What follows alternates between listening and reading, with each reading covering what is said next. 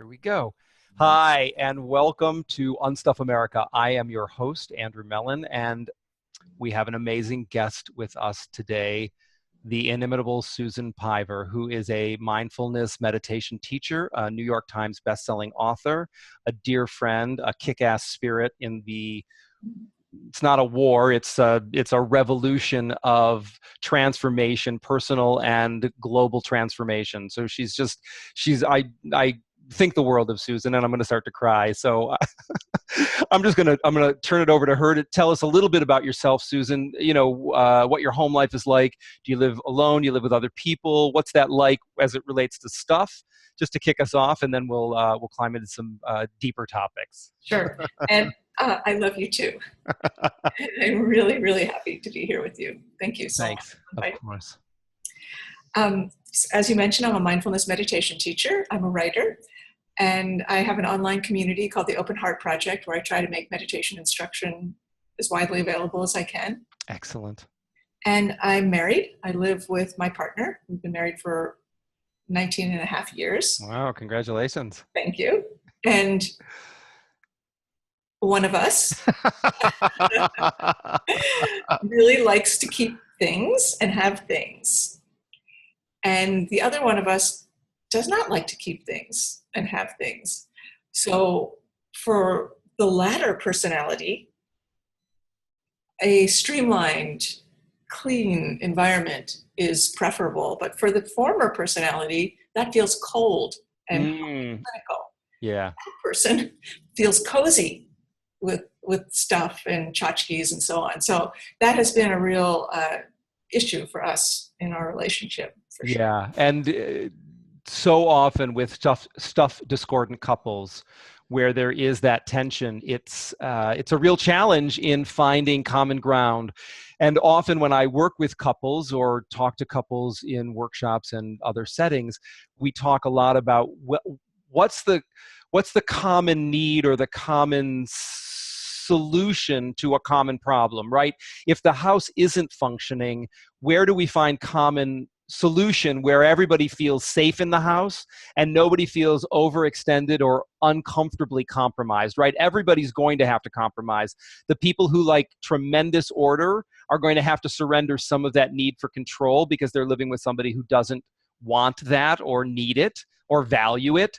And likewise, the people who are happy taking off their clothes and dropping them on the floor next to the bed and thinking that that's a fine home for the clothes that they're not wearing any longer need to figure out a way to get them closer to the hamper possibly so that the other person doesn't feel quite like they're living in a laundry pile, right? And so it's that constant negotiation, always remembering the harmony of our relationship is superior to either one of our independent in the moment comfort, right? We're going to surrender a little bit of momentary comfort for the greater comfort of knowing that the relationship is a dynamic living being that is evolving and pushing and pulling on both of us. Well said. Yeah. Absolutely. Excellent. Thanks. So tell us, because this is my favorite part, what inspires you? What are you passionate about? And then what pisses you off? When you look around the world, when you look around your apartment, when you look around your local community, where do you see not so much about righteous anger, although I'm all for righteous anger at times, but really the problem that you know there's a viable solution for, right? There are some problems that we're all going to need to lean into in a significant way over a long period of time to affect any meaningful change. And then there are other things that you see where you think, good grief, 15 minutes and this would not be an issue for anybody. Can we just get about the business of doing something about this? Yeah. Well, those are really great questions. And so what I'm passionate about is learning and teaching. A classic Sagittarius, I suppose. I love both of those. I'm passionate about the Dharma. I'm a Buddhist practitioner of more than 20 years, and passion doesn't even cover how the gratitude and benefit, the gratitude I have and the benefit I've received from studying Buddhism. So I'm deeply, deeply passionate about that. I'm passionate about the Enneagram. And I'm passionate about communication styles. What does it mean to listen? How can you express yourself clearly? What do you do when you don't understand? I'm really, really interested in those topics. And I guess what really upsets me is people that do not know how to listen, that confuse the giant bubble of self, that we all travel in. I'm sitting in my own right now with you. Like, I can't tell the difference between you and my judgments and opinions and theories about whatever. That really pisses me off. Yeah. And I think the problem, a huge problem, and this may sound trite, but it's actually, I don't think it is unfriendliness. We live in a world of unfriendliness, inhospitable. And without, we sort of think, well, I don't care. It means I have no worries. I'm a superior person. I don't need to care about you and what you feel, or the trash and where I put it. And, everything's cool. But there's a sort of a deficit of caring in our world, caring for the world, caring for each other, caring for ourselves, that results in a sort of unfriendliness. And I live in Boston, a classically unfriendly place. Many other good things about it, but I moved here from Texas, and I was stunned by the general quality of unfriendliness and how much that impacted my sense of well-being. Wow. That takes 15 minutes to fix. Yeah. I mean, that's a smile and a hello. I mean, exactly. It's as easy as I'm always amazed in here. I live in Manhattan, and in the elevator riding up to a floor, I'll say hello to somebody, not because I want to rob them or sleep with them, but just because we're in a closed box riding up. And it just seems like the thing to do. Instead of pulling out my mobile phone and texting somebody, I could just say, hey, you are my neighbor. There's 486 apartments in this building, right? So there's a lot of us. And it just seems like an opportunity to say hello rather than pretending like I'm by myself. It changes things. Yeah. We live in an apartment too, and I told my husband we're living there, because when I walked in here to look at our apartment, the person leaving the building said hello to me. We're in, sold. Those little things are not little. Yep. Excellent. All right. Well, let's talk about organization. On a scale from 1 to 10, 1 being the least organized and 10 being the most organized, where would you put yourself on that scale? That's no judgment. No, I appreciate it. I would say 6.5. Very good. I'm not disorganized. I think people looking at me might think she's disorganized, but I don't feel that way. Right. Do you know where your car keys are? Do you know where your mobile phone is? You know where your bag is? Not always. No, those things. I know the triangle. I know. I'm not so good at those things. And my husband often says, well, if you always, just like you have said, if you just put your keys in the same place every time, you will not lose them. And to which I say, if I was the kind of person who could remember to put my keys in the same place every time, I would not have this problem. But I'm not absent-minded. I'm a mindfulness teacher and so on. But I am absent-minded about, I don't know. I don't know why it is. I just think it's a personality thing. I don't know. But I don't have any trouble knowing where my things are. Right. The classic for me is it's not lost. I just don't know where it is. Got it. Well, let's see if we can get a hook by the front door. So at least you can hang your keys up when you come in. Oh, there's a dish. Okay, well, so let's just see if we can, maybe let's make that an Unstuff America challenge for the next 30 days to just see if you can hit that bowl for 30 days with your car keys. What do I get if I win? I'll get you, you'll get the very first Unstuff America t-shirt. Okay, it's a deal. I will make you a t-shirt. I'm motivated. I'm very awesome. Motivated right now. All right, cool. What was the last thing, if you can remember, excluding food and other consumables, that you purchased? Oh, do vitamins count? That's a supplement. I think we'll keep that in that kind of consumable world. So is there something that you purchased? Now, I know that you had a little headset envy, so you might be purchasing one of these headsets. Oh, but I probably was a dress. A dress? Yeah. Yeah. I was going to have pictures taken from my website, and I wanted a certain color dress. Got it. Okay. Very good. And can you remember the last thing that you let go of?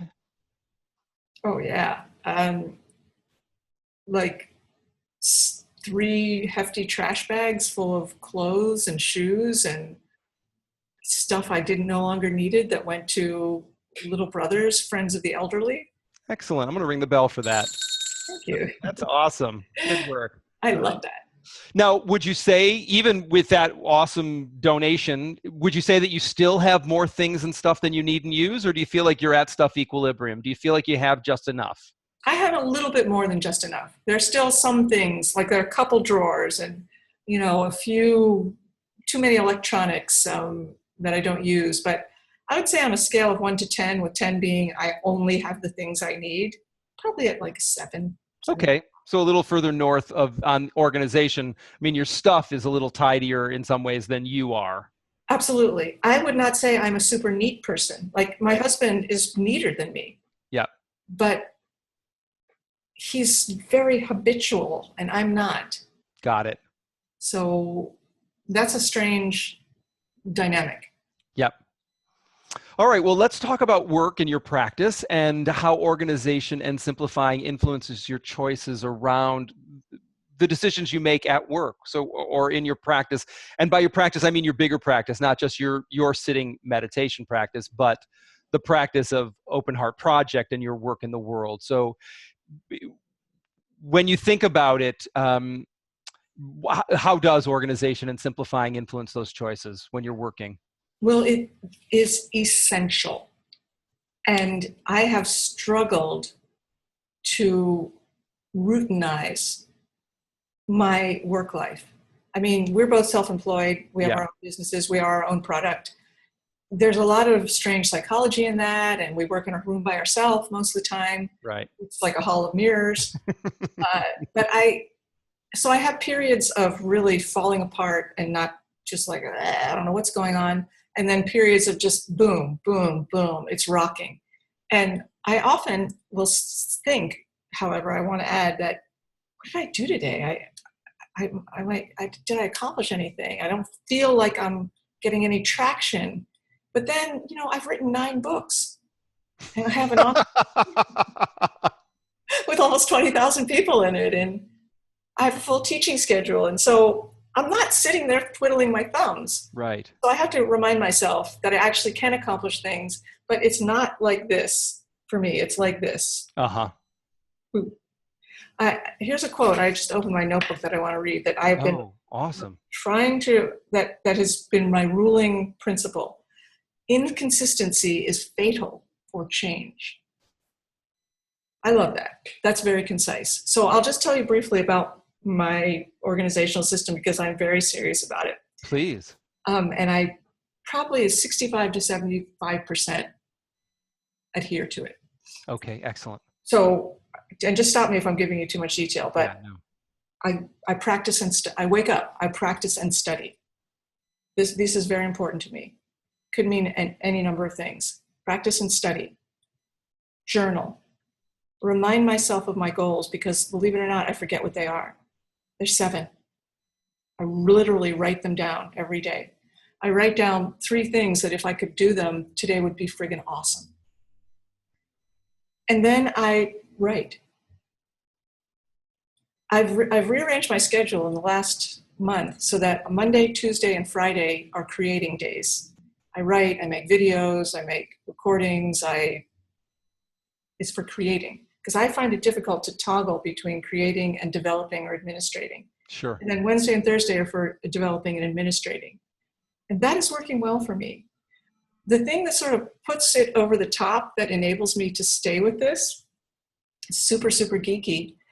And I learned it from a book called Triggers, which was very helpful to me. I have 7 things that I want to do each day. I want to practice and study. I want to move my business forward. I want to be kind to my friends and family. I want to be loving towards my husband. I want to take care of my health. And I want to adhere to my weekly schedule that I just mentioned to you. So I write down, there's one other one, I can't forget it, but there's 7. I write down 1 through 7 on my date book. And then at the end of the day, I give myself a grade. Can you see that? Yes. 10 on number 1. I get 8 on number 2. Oh, the 7th one is write 500 words a day. Got it. Okay. Not very much. And then I keep it in a spreadsheet. And I literally, add them up and see what did I do each week for each one of those categories, and what did I do overall. And there's something about, there's no one grading me, there's nobody here but me.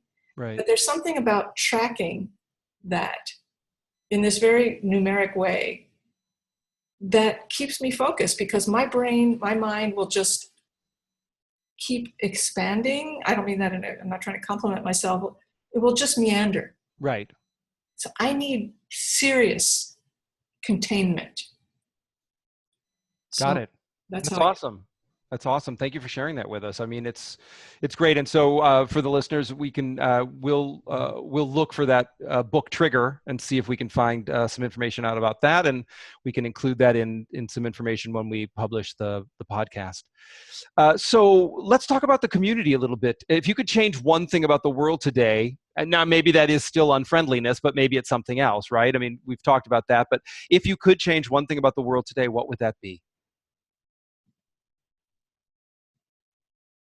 It would be people's doubt in themselves.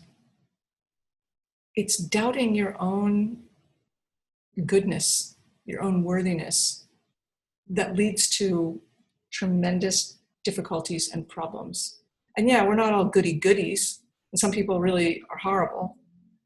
But the seed of violence, the seed of aggression, the seed of rage, the seed of hatred and ignorance is that feeling of, I don't matter. I'm not worthy. That's it. That is what gives rise to all the craziness and chaos that we experience.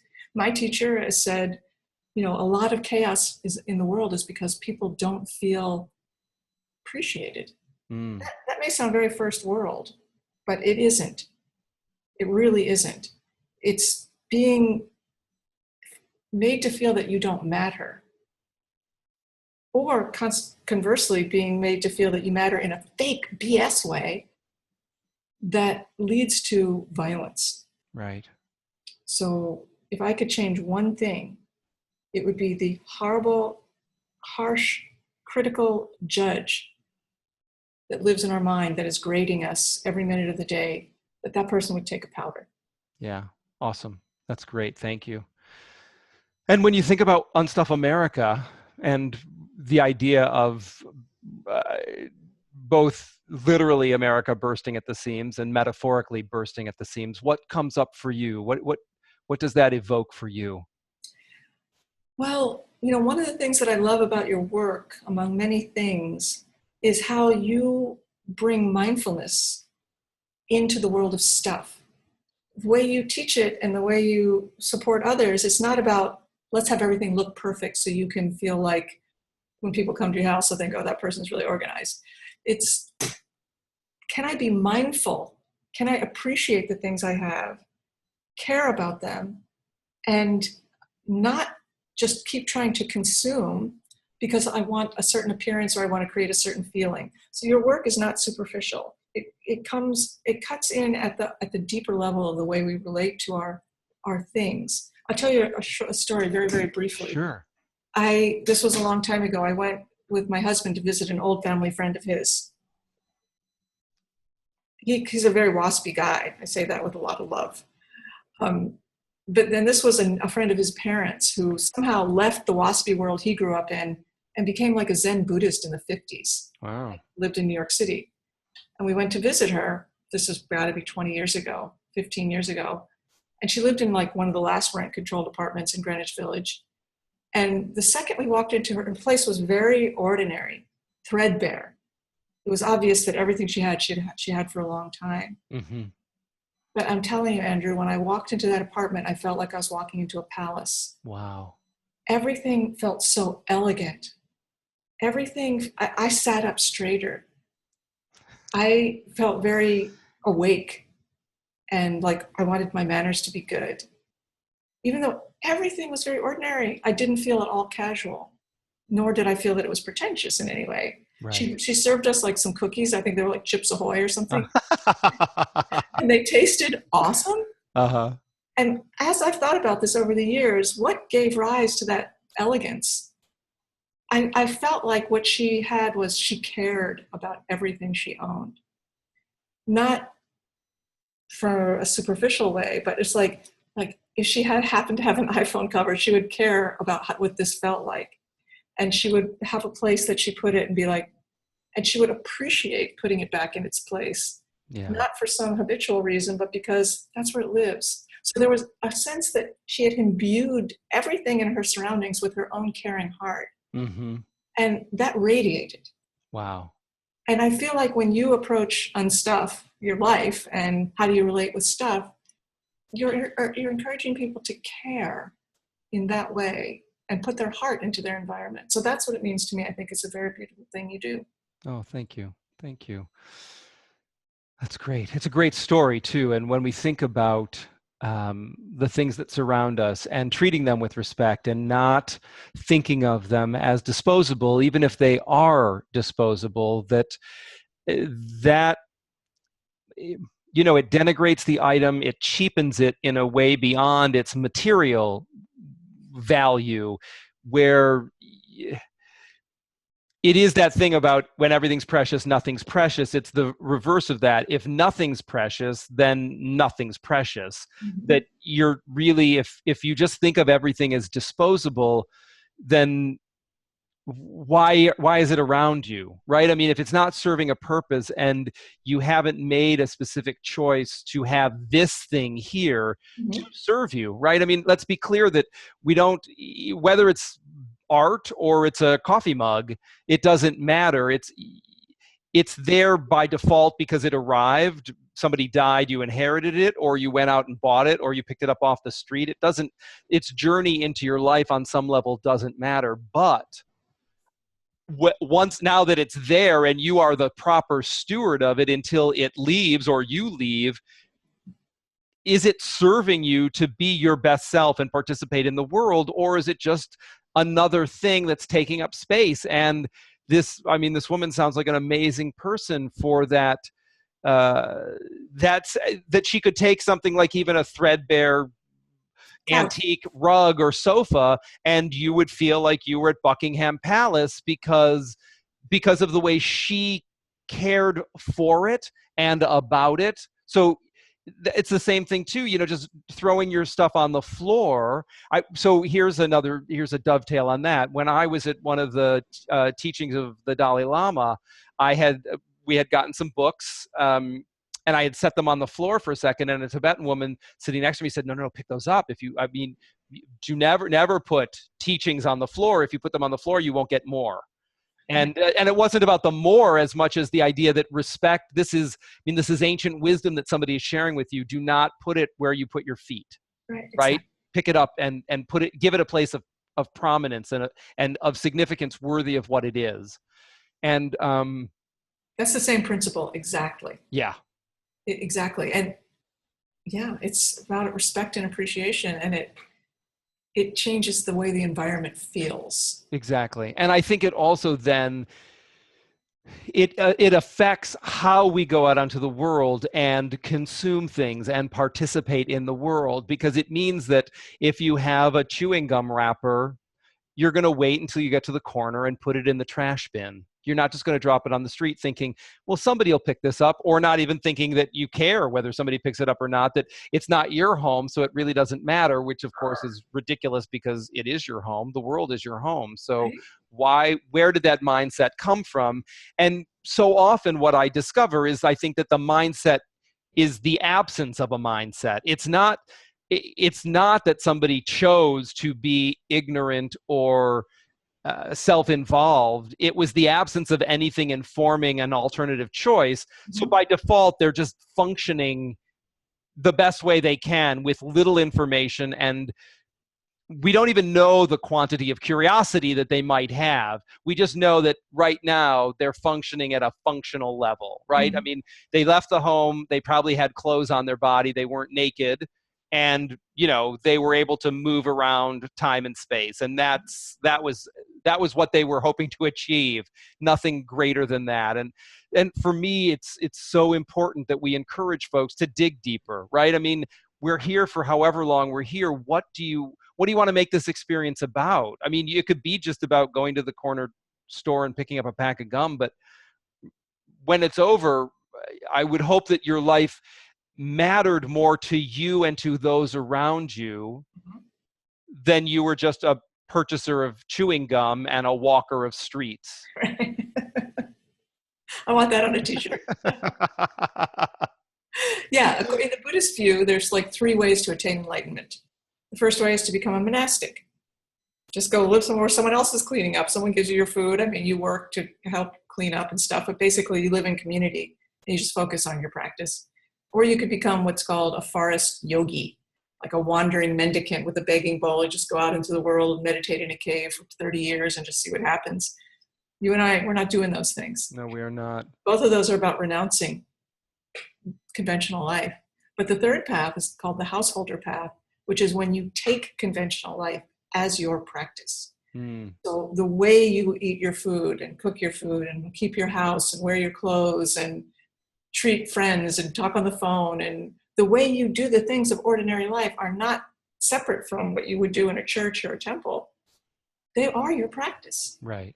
So that is a very, that is a path to enlightenment that is just as valid as the other two. And it can be a sacred thing, not a woo-woo, like precious thing, right, yeah, but like a fierce thing. Yeah. Well, and that's been years and years ago. And for a long period of time, I was on that fence of, should I just excuse myself and go sit someplace? Should I just pull myself apart and leave this construction and just go sit and be quiet, sit on the side of a river and sit and sit. And it's just not my path. I mean, I considered it for a long, long time. And for better and for worse, being here among everybody else just is where it makes sense for me to be here. Yes, well, we need you, so thank you. And in the Buddhist view, interestingly, the householder path, to me this is fascinating, is not a layman's path.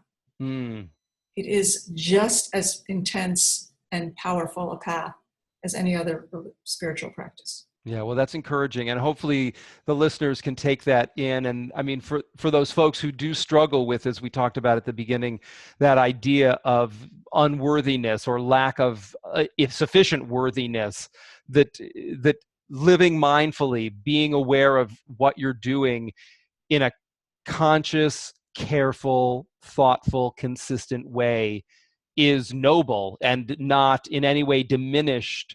Whether you have a larger spiritual view of the world or you don't, you are not creating more mess in the world by living that way, which is in some ways, I don't want to say it's the best we can hope for, but I think it's something worthy to hope for, is that at the end of this experience, if what we leave behind is nothing more than we can easily dispatch with, then we haven't left a mess for others behind us.